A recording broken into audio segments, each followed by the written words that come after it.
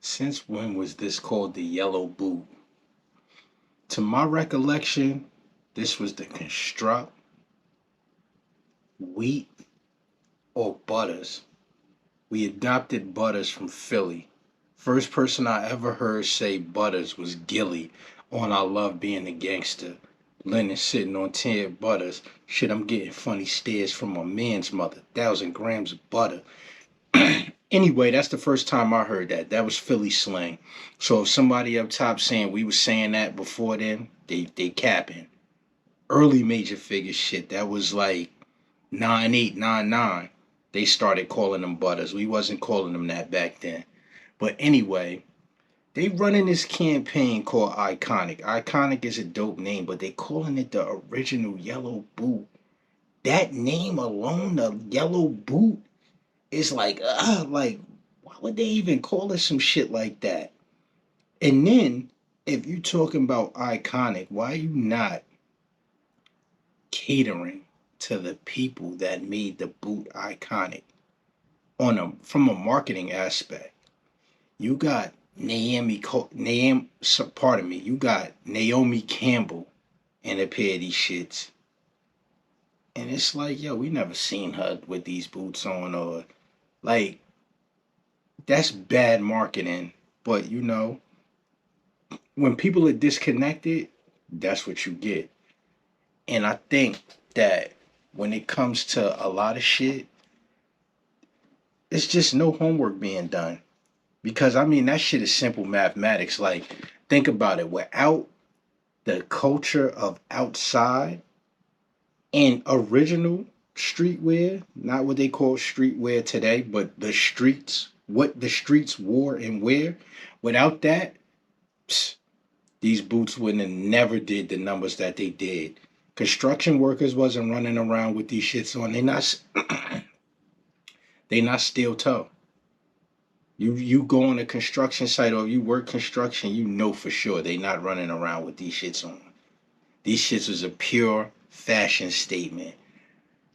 I don't even think these shits make your socks orange no more when you put them on. Remember that? You put these shits on, your socks turn orange. Does the boot even do that to your sock anymore? But anyway, back to this iconic shit. We all know what made these iconic, and I feel as though we have to speak up and let them know when shit is being done fucked up. And that's definitely some fucked up marketing. Like, when we see certain shit and it's watered down, it makes us stray away from shit. And those that know what I'm talking about. That's like when anything have a hot run, right? And you the first one on it, you fucking with it. Soon as everybody get on it, it's quiet. You don't want to do it no more. I seen it happen with everything from the Coogee to the Iceberg to different polo eras, all types of shit. How the Marmot came and went, like all types of shit. We could get into so many different things that happened to. So when we see it just super gentrified and watered down, it's like, we ain't fucking with it no more. And then you making all types of weird ass colors to make people really not want to be a part of it. But hey, man, different strokes for different folks. But we not running with that yellow boot thing. Yo, next up, the reason why I want to talk about these today is because of some pictures I got today that somebody DM me, right? This is a 2007 pair, right? But I'm going to talk about 93. When these shits drop in 93, pandemonium. If you was old enough, then you know exactly what I'm talking about. This was something we never seen from Jordan before. One, we never seen Jordans with a strap back then, with a Chanel logo. We never seen the first one come in a color that was not a uniform color. He wore these during the All-Star game, and then you never seen these shits on court. Again, he predominantly wore the white pair, and then he wore the black, white, and red during the playoffs. But anyway, these shits had the streets on fire. It was just something different. The color combination is crazy, right? But what I really wanted to talk about was the straps, right? So back then, we either wore the straps like this where you put the one piece in like that, so your strap sat up like that, right? Or you hit them reverse, same way we did the air raids. That's how a lot of people was wearing these shits. Or you just wore them like this, because if you wore them shits like this too long, your straps lost the sensation and them shits would be all over the place. But the pictures that I got today was one, it's a shorty with her little brother, and this the picture right here. Y'all all remember these picture backgrounds right here. If you was old enough, you or your siblings or your cousins definitely took a picture with this background before, right? You see he got the Aqua 8s on, but then peep this next picture. Yo, but peep how her straps is strapped. First of all, she's sitting on the Hot Wheels, I mean the Power Wheels Jeep. The Power Wheels Jeep was like having a Hummer, S Class, whatever for a kid. If you had that Jeep, what? You was killing them. She's posing on a Jeep with the jean suit on, with the Bugs Bunny, the white eights on. But look at the straps. The way her sneakers is strapped, I never seen a 5, 6 year old with these straps reversed like that. That goes to show her siblings or her parents was really into it. They was really living it. I can't wait for both of those to drop, especially the Aqua Double Up. I'm not gonna play around.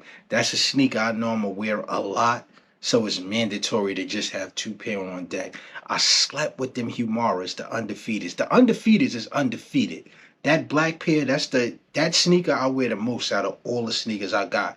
Before it was the black CB 34s, the 94 shits, but it's the undefeateds. But yo, we approaching the 30th anniversary of this shoe.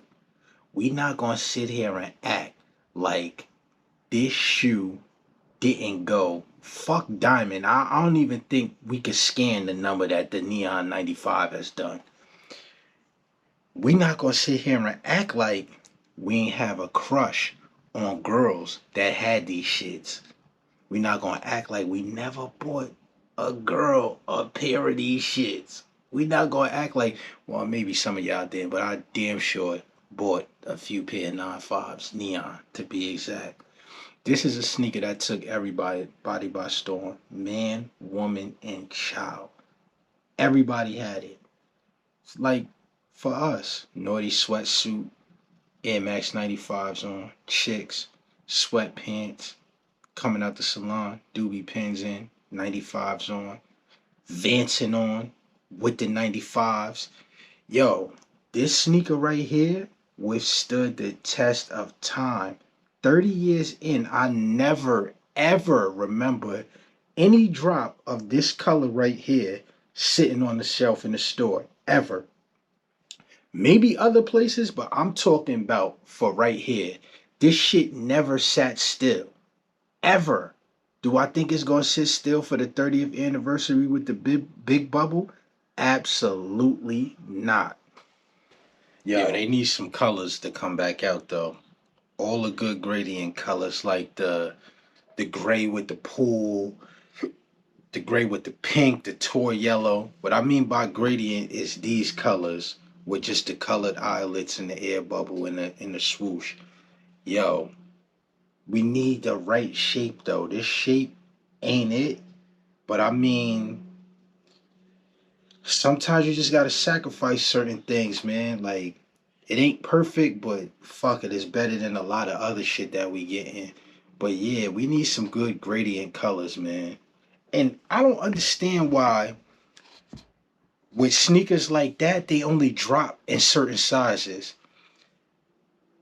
When the 95s was having a run, 95, 98, early 2000, mid 2000s, all sizes was needed because females is buying them shits just as much as the guys is buying them. So that's something that I think they need to work on. Instead of giving some old weird other shit, yo, females is into a lot of the same sneakers that guys is into. So I think it's only right to have them shits in small sizes too. And that's something else I wanted to get into real quick before I get up out of here, right? So, you know, in this social media era, people feel as though if you don't showcase a lot of shit, they feel You ain't got no shit. But for me, it's like, I don't give a fuck if y'all know what I got or what I don't got in my personal life. That's not what I'm here for. I'm not here to showcase my personal life. I'm here to talk about a time that I was a part of and that's still inspirational to this day. And it dropped some hood story and historic history on it. I'm not here to show you all of my sneakers. I show shit here and there or all of my clothes. I come from something different. I didn't come in wanting to be like Mike or a Gatorade commercial or from basketball, sports, or shit like that. I didn't come in to this lifestyle that way. I came in a different way and you know what I mean? It was more or less a secret society that I'm not comfortable with getting into all of that just yet. You know what I mean? I'm still evolving and maybe one day I'll be comfortable to get into all of that shit, but with that being said, I really don't like fucking with the camera like that, being in front of the camera, but I know it's part of evolving.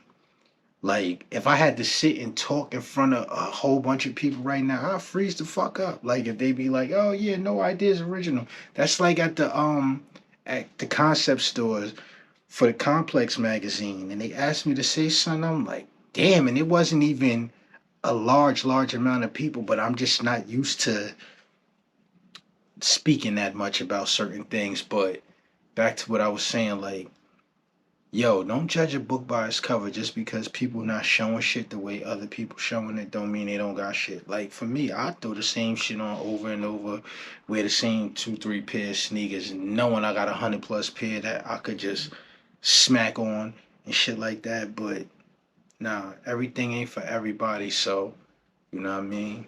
Some people just, yo, I know a matter of fact, fuck some people. I know a lot of people that got a lot of shit and don't post it ever. Yo, you know my close friends and associates, they be on the gram, they like shit, they talk to me on the phone or through text about certain shit, and then that's it. You would never know from their following and them not having no pictures how much motion they got. Y'all gotta stop thinking the motion is in a app. Everybody got a fucking cell phone. All my little cousins from fucking 7 years old and up got iPhones. You know what I mean? The motion is not in the phone. It's not in the app. But nah, it's some motion in the phone. If your phone is clicking, you know, that's a whole different story for a whole different thing. But those that know what I'm talking about. It's definitely motion on a phone, but actually, yo, stop taking this shit so serious unless it's a business. If it's not a business, mind your business. Be in the business of minding your business. And with that being said, water helps us grow. Water also create waves, but too much water drowns shit. So don't water yourself down or water what you're doing down. Stay authentic because it's definitely a thin line between staying authentic and becoming the shit you once made fun of. So take a hike and don't sweat my nights and don't be sleeping on my